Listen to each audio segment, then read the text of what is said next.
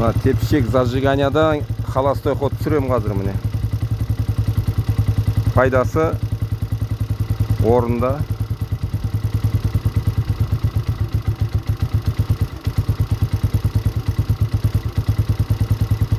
Осылай істеп тұрмын міне. Зажиганиясын кеш істеп тұр қазір. Оборот қосқан кезінде орташа оборотпен істейді, одан кейін максимальный оборотпен істейді.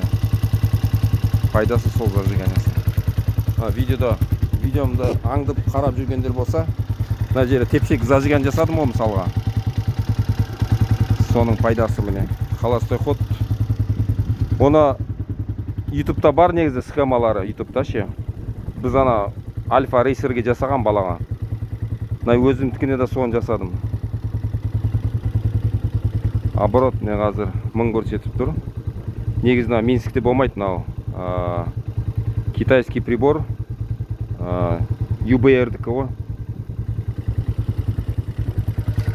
Сосын негізде бұларда 1500 сондай оборот болып тұрған дұрыс. Масло насос майды айдап тұрған дұрыс қой.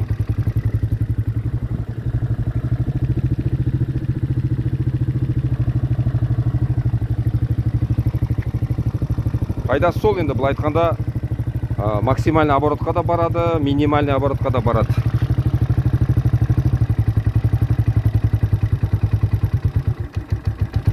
Міне өшейін деп бірақ өшпей тұр.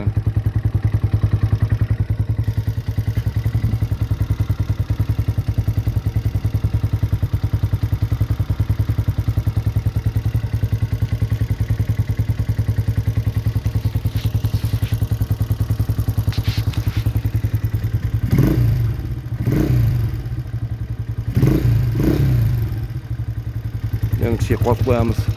Аздау болады. 1000 оборот аздау болады бұған. Масло насос айдап тұру керек майда.